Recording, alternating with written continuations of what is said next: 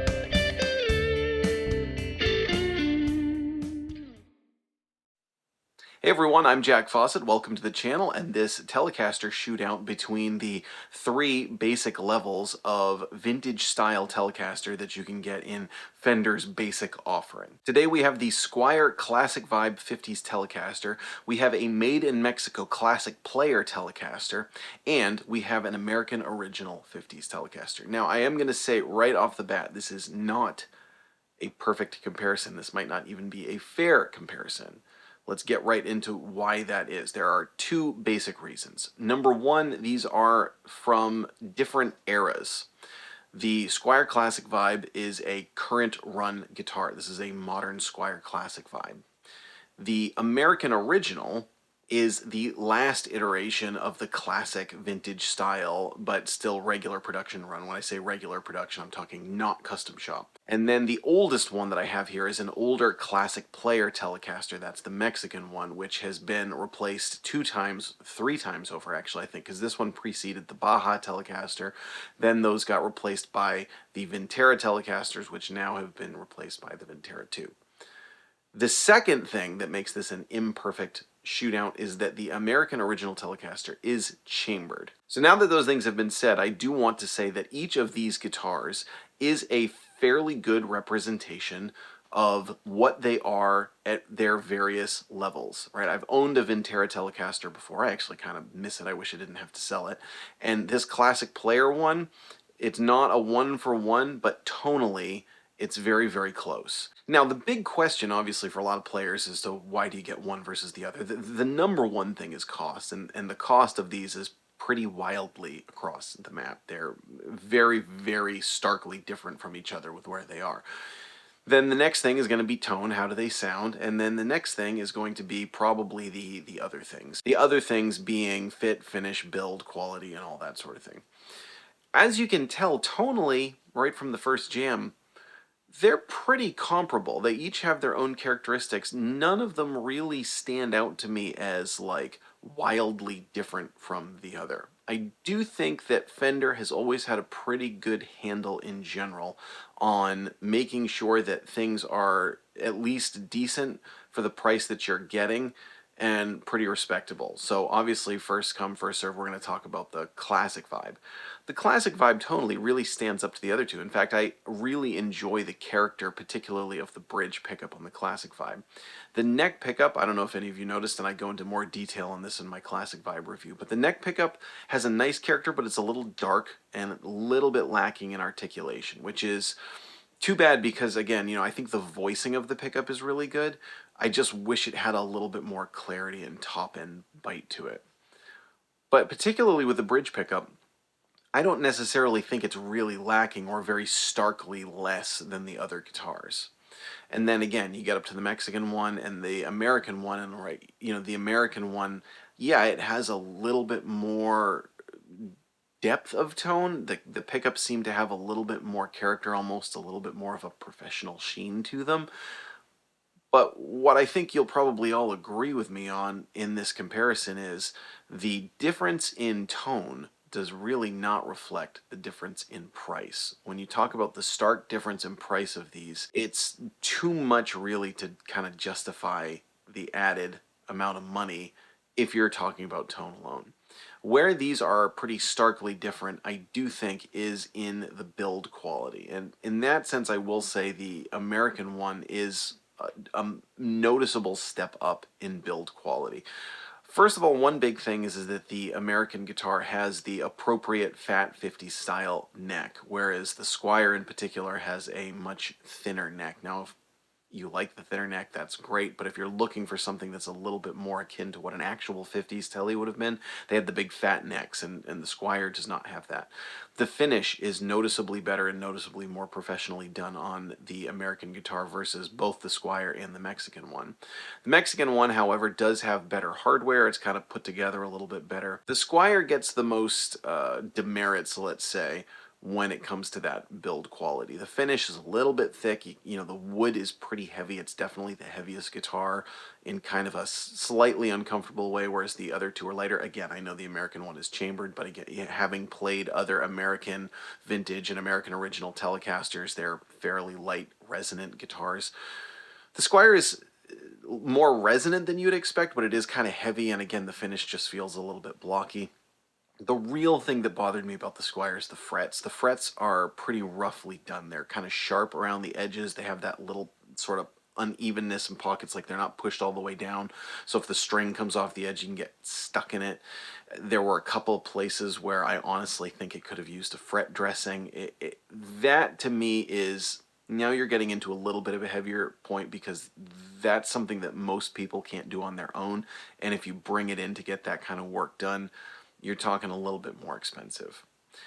Again, all that being said, I do think the Squier punches way above its weight considering what it costs compared to the other two. The Mexican one is put together very well. I think the real thing that you can tell when you play the Mexican versus the American is that it seems like they used just a lower quality piece of wood, and things like the finish, the finish is not quite as elegantly done. Now, keep this all in perspective. It's still a really good guitar, okay? So now I want to address a little bit about the unfairness, like I kind of mentioned earlier. Well, why would it really be that unfair that they're from different eras, One of the things is that the Squier is at a disadvantage compared to the others because the earlier Squier Classic vibes, now I am relaying information from a lot of my viewers here, but this seemed to be the general consensus. The early Squier Classic vibes were phenomenal. The newer ones leave a little bit more to be desired. And that is something that I've generally found, unfortunately, true with Fender kind of across the board, particularly if they have a popular model. They have kind of fallen into the big corporate way of changing it, sort of advertising it as new and great when it's really not quite as good and has a higher price tag. And that is one of the things that I found with, particularly the Vintera versus the Classic Player, the American Original versus the older American Vintage. The new American Vintage 2s, I'm honestly not even that interested in, considering that it seems like they kind of keep going in this direction. Again, keep that in perspective. Fender still makes good guitars. I'm talking comparatively and a little bit nitpickingly. But I think the Classic Vibe is a good example of this. It's sort of like take a model that everybody loves and maybe cut some corners and boost the price a little bit and say it's new and things like that. It's a very typical big corporate thing to do. So the reason that that makes this a little bit unfair is in this case the Mexican one is actually going to be the most sort of unfair representation because it's going to be the best one because it's the older one back when they were doing things a little bit better. The American original were still really solid guitars. I actually don't think they were generally quite as good as the American vintage guitars. So again, that just makes it a little bit of an uneven review. That being said, for instance, the Classic Player versus the Vintera that I owned a year or two ago, the tone is very, very similar. It seems like tonally they've been pretty consistent across the board. The American original Telecaster that I'm playing here today sounds a lot like American vintage ones that I've played before. And that's where I also want to address the fact that it's chambered. The chambered body seems to mostly just affect the weight. I don't really notice it affecting the tone compared to other Telecasters. In fact, if anything, this one sounds fairly snappy and punchy and very present, and it doesn't have that kind of airiness like I would assume something more like a thin line would have. So keep that in mind. So what we're about to do is get to a pickup by pickup comparison. We're going to do the neck, middle, and bridge, both clean and overdriven, the same on each model, a little bit more rapid fire so that you can starkly hear what these models sound like against each other. Today I am plugging into a Supro Amulet 12 and I am using one of the new Marshall Blues Breaker reissue pedals for my overdriven tone. Please let us know which one do you think is the best. Now, if you're in the market for one of these guitars, you will find a link below to where you can buy each one of the modern iterations of them. So you will find this classic vibe that I'm playing. You will also find the Vintera 2, and you will find the new American Vintage 2. If you shop through those links, you are actually going to support my channel at no additional cost to you. They're affiliate links, so I get a little bit of a commission off of anything you buy through them, but you pay the same price. If you want to find other ways to support the channel, you'll also find a link to a gear recommendations website, which is all affiliate links. That's the same sort of deal. And you will find my PayPal and my Venmo. If you leave me a tip of $7 or more, I will give you access to a website where you can get all of my music downloads, including jam tracks. Those are all great ways you can support the channel. Now, I am going to let you know which one I actually personally think is the best buy, and that is pretty clear to me, and it is the Mexican one. Now, that, again, is whether you're talking about a Classic Player, a Baja, a Vintera, or a Vintera 2. Particularly if you're getting them used, you can usually get these for good deals used. But to me, the made in Mexico Classic 50 style guitars have always been made at a high level. Again, not as high as the American, but not nearly as different in quality as they are in price. If you're in the market for one of these and you want the best bang for your buck, the Mexican one, in my opinion, is absolutely the way to go. However, the American ones are great. I'm not going to put anyone down or say you're wasting your money for getting an American one, and the Squiers are very respectable guitars. People absolutely love them. They punch above their weight, so you can't really go wrong with any of them. The one thing I would say is if you're looking at modding, bear with me. A lot of people love to mod these guitars, particularly the Squier.